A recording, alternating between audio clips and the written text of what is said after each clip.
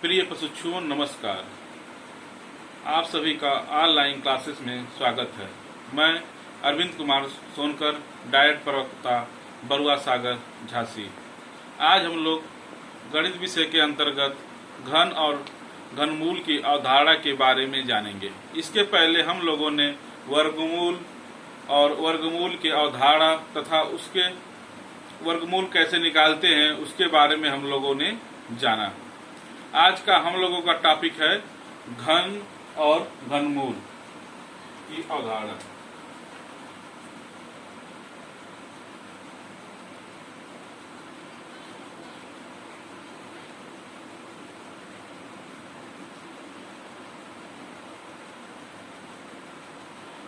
घन और घनमूल की अवधारणा के बारे में हम लोग जानेंगे। इसके पहले हम लोगों ने वर्ग और वर्गमूल निकालना सीखा था। अब घन और घनमूल कैसे निकालते हैं उसके बारे में भी हम लोग जानेंगे। उसके पहले घन और घनमूल किसे कहते हैं उसके बारे में हम लोग जान लें। घन, जब किसी संख्या का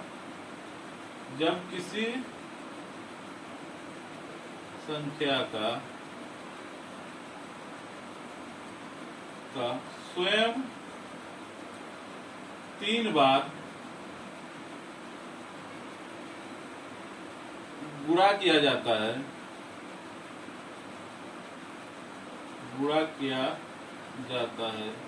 तो प्राप्त संख्या घन कहलाती है।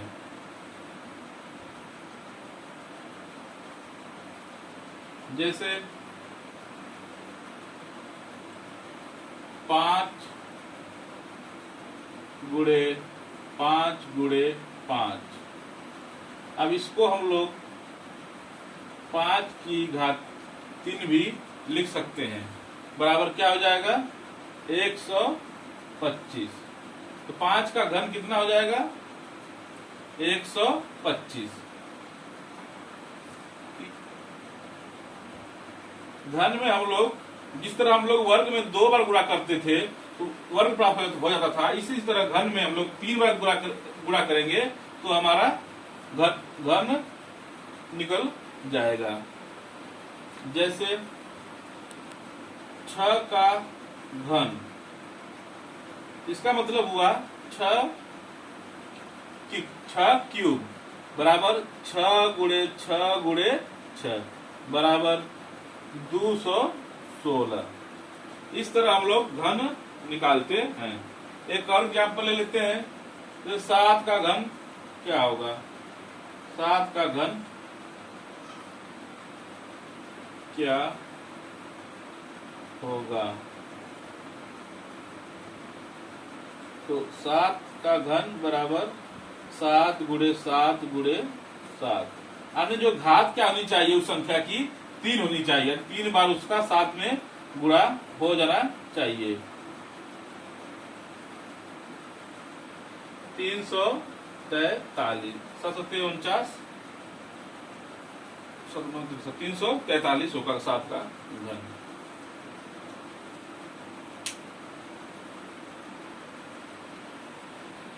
एक से लेकर 1000 संख्या के बीच, 1 से लेकर 1000 संख्या तक कितने घन प्राकृतिक संख्याएं हैं? जैसे 1 का क्या घन हो जाएगा? 1। 2 का घन क्या हो जाएगा?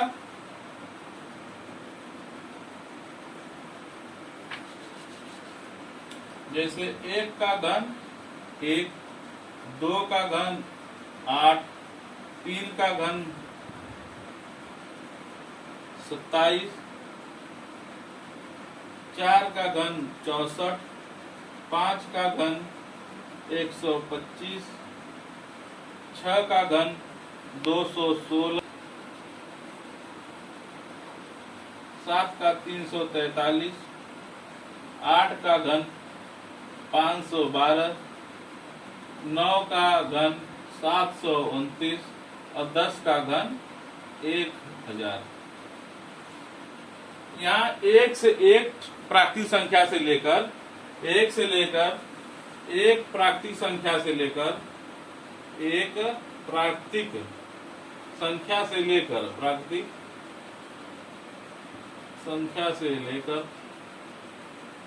1000 प्राकृतिक संख्या तक कितने घन होंगे, कितने घनपूर्ण संख्या होंगी। तो हमारा देखने वाला 1 2 3 4 5 6 7 8 9 10, यानी 1 से लेकर 1000 के बीच में कुल 10 पूर्ण घन संख्याएं मिलेंगी। 1 8 27 64 125 216 343 512 729 और 1000। इसके अलावा 2 3 4 5 ये सब क्या है, हमारे पूर्ण घन संख्याएं नहीं है। 10 को छोड़कर 1000 के बीच में पूर्ण घन संख्याएं नहीं है। इसी तरह आप लोग 1001 से लेकर 2000 के बीच की पूर्ण घन संख्याएं निकालकर दिखाइएगा। सबसे छोटी पूर्ण घन संख्या क्या हो गई? 1। सबसे छोटी पूर्ण घन संख्या, सबसे छोटी पूर्ण घन संख्या बराबर 1। 1 बराबर क्या हो गया? 1 का घन क्या होता है? 1। ये सबसे छोटी पूर्ण घन संख्या है। और सबसे बड़ी घन संख्या वो निश्चित नहीं है, किसी भी संख्या का हम लोग घन निकाल सकते हैं। तो सबसे छोटी हम लोगों को मालूम है और सबसे बड़ी निश्चित नहीं है, कुछ भी वो हो सकता है, अनंत तक है उसका मान। घन का ज्यामिति निरूपण कैसे करते हैं? घन का ज्यामितीय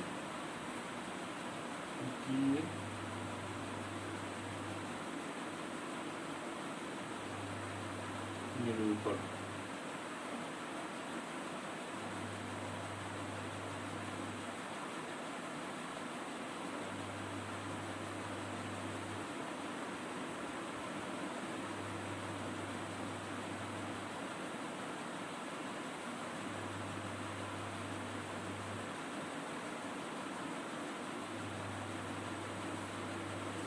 ये क्या है? 1 सेंटीमीटर। इसकी भुजा क्या है?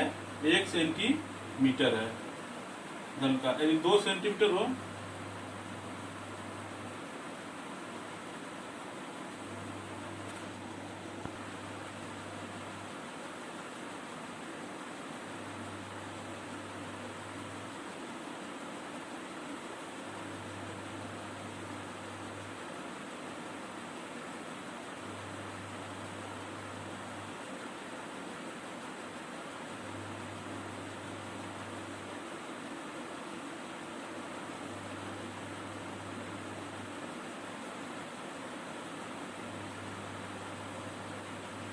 इसका कहने का मतलब है कि प्रत्येक भुजा क्या हो जाएगी? ये 1 सेंटीमीटर ये भी होगी तो 1 सेंटीमीटर ये भी हो जाएगी, 1 सेंटीमीटर एक हो जाएगी। ये 2 सेंटीमीटर तो 2 सेंटीमीटर ये भी जाएगी। प्रत्येक भुजा इसकी बराबर रहेगी। कुल घन में कुल 12 भुजाएं होती हैं। 12 भुजाएं और 8 शीर्ष।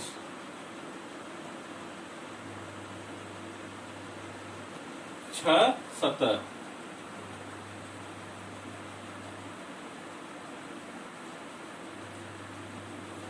घन में कुल 12 भुजाएं, 8 शीर्ष और 6 सतह होती हैं। 8 शीर्ष और 6 सतह होते हैं। इससे कुछ सूत्र हैं, उसको हम लोग नोट कर लेते हैं, आगे सवाल लगाने में आसानी होगी।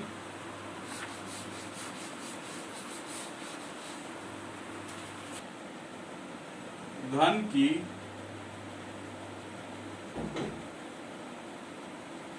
प्रत्येक भुजा x सेंटीमीटर हो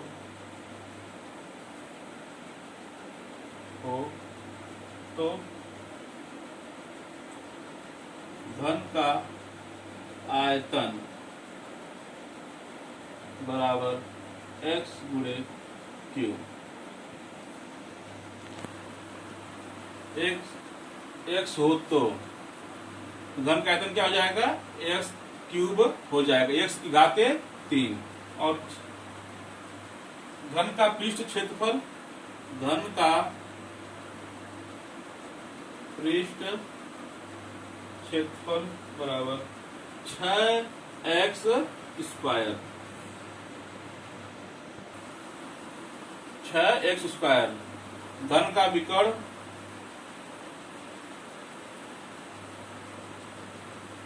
बराबर कड़ी में 3 गुणे भुजा, एक भुजा। यहाँ हम लोगों ने घन का सूत्र लिखा है घन निकालने के लिए। घन का आयतन बराबर क्या जाएगा, x क्यूब, x की घात 3। घन का पृष्ठ क्षेत्रफल 6x स्क्वायर। घन का विकर्ण √3 गुणे एक भुजा, √3 गुणे एक भुजा, एक भुजा।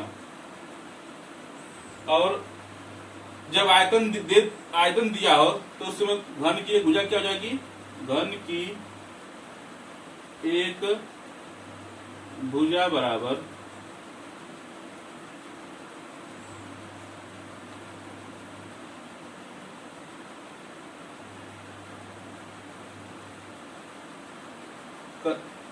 आयतन, कड़ी में आयतन। इसकी सहायता से हम लोग कुछ प्रश्न आगे निकालेंगे।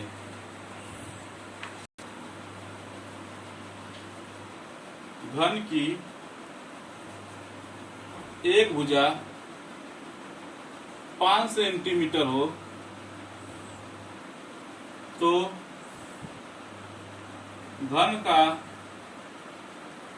आयतन क्या होगा, ये हमारा एक प्रश्न है। तो हम जानते हैं घन का आयतन बराबर, घन की एक भुजा क्या हो गई, x बराबर क्या हो गया 5 सेंटीमीटर। तो घन का भुजा बराबर क्या जाएगी, घन का आयतन बराबर, आयतन बराबर x क्यूब होता है। x की जगह क्या है 5, 5 का क्यूब बराबर 125 घन सेंटीमीटर, घन सेंटीमीटर लिखते हैं।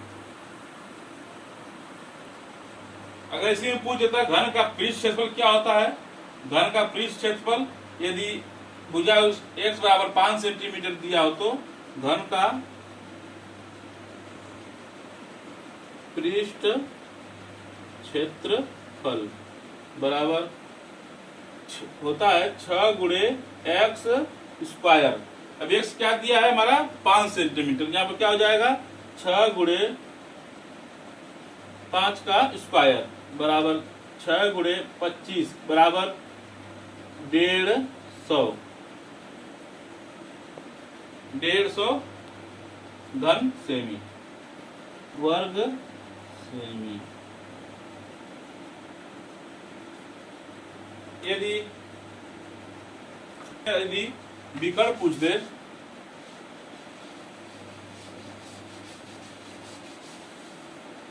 यदि इसी में विकर्ण पूछ दे, विकर्ण पूछ दे तो होता है √3 गुणे एक भुजा। एक भुजा क्या दिया हमारा 5 सेंटीमीटर, हो जाएगा √3 गुणे 5 बराबर 5√3। हम लोग का आयतन कितना आया था, आयतन आया था हम लोगों का 125 घन सेमी, 125 घन सेमी। अब हम लोग अगर आयतन मालूम हो गया है, अगर पूछ दे कि भुजा क्या होगी, उसके लिए भी एक सूत्र हम लोगों ने पढ़ा था। उसके लिए होता है घन की भुजा बराबर, घन की भुजा बराबर यहाँ पर 3 रहेगा, यहाँ पर क्या हो जाएगा आयतन।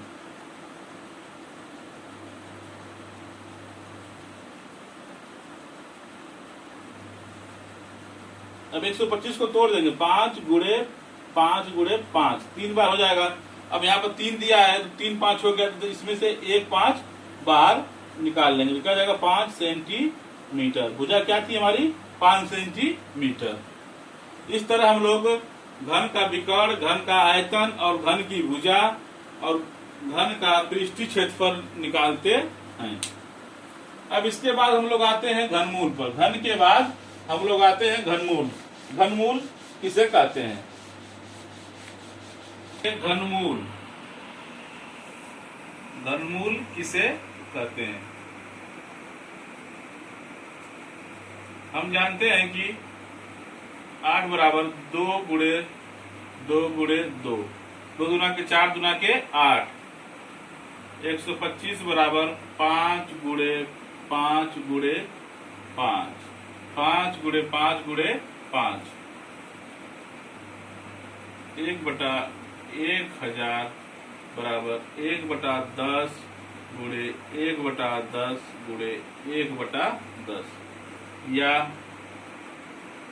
बराबर 0.1 गुणे 0.1 गुणे 0.1। जब हम इस क्या हो जाएगा 2 की घात 3, इसका मतलब हो जाएगा 2 की घात 3। 8 को हम लोग जब इस तरह करनी वाला जो चिन्ह होता था इसी के अंदर कर देंगे 8 और यहाँ पर 3 लिख देंगे, तो क्या हो जाएगा हमारा ये घनमूल हो जाएगा। ये घनमूल का चिन्ह हो जाएगा। जिस तरह हम लोग करड़ी निकालते थे, करड़ी में ये क्या होता था, यहाँ पर कुछ नहीं था 2, तो क्या होता हमारा वर्गमूल। अब यहाँ पर 3 हम लोग रख देंगे तो क्या हो जाएगा हमारा ये घनमूल हो जाएगा। अब 8 का घनमूल क्या है? तो 2 गुणे 2 गुणे 2, तो इसका क्या हो जाएगा, इसमें से 2 निकल जाएगा तो क्या हो जाएगा यहाँ बचेगा 2। किसी का घनमूल वह संख्या जिसका घन करने पर मूल संख्या प्राप्त हो जाती है। किसी संख्या का घनमूल वह संख्या है जिसका घन करने पर वह संख्या प्राप्त हो जाती है। जैसे इस संख्या का घनमूल क्या होगा, अब हम इसी को तोड़ देंगे। 2 गुणे 8 को 2 गुणे 2 गुणे 2, 3 बार तोड़ दिया, 2 दुना के 4 दुना के 8। अब यहाँ पर 3 बार हमको 2 मिल गया। अब इसका क्या मतलब होगा, घनमूल क्या होगा, इसमें से 2 निकल जाएगा बाहर, तो ये हमारा क्या हो जाएगा घनमूल। इसका घनमूल क्या हो गया 2।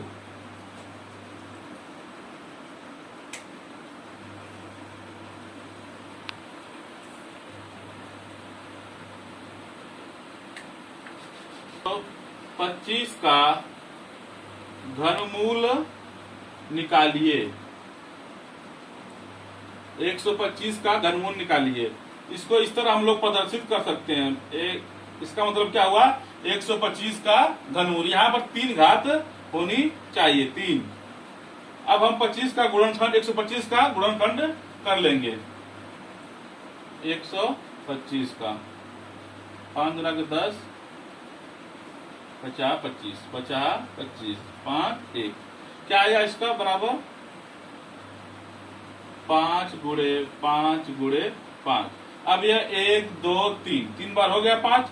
अब इसमें से हम लोग यहाँ पर 3 लिखा है, इसका मतलब क्या हुआ 1 3 1 5, इसमें से हम लोग निकाल लेंगे, बाहर कर लेंगे, बराबर 5। इसका घनमूल क्या हो जाएगा 5। इसी तरह अब हम लोग अगले टॉपिक में घन और घनमूल कैसे निकालते हैं उसके बारे में जानेंगे। आज हम लोगों ने घन और घनमूल किसे कहते हैं, उसकी अवधारणा क्या थी, उसके बारे में हम लोगों ने जाना। धन्यवाद।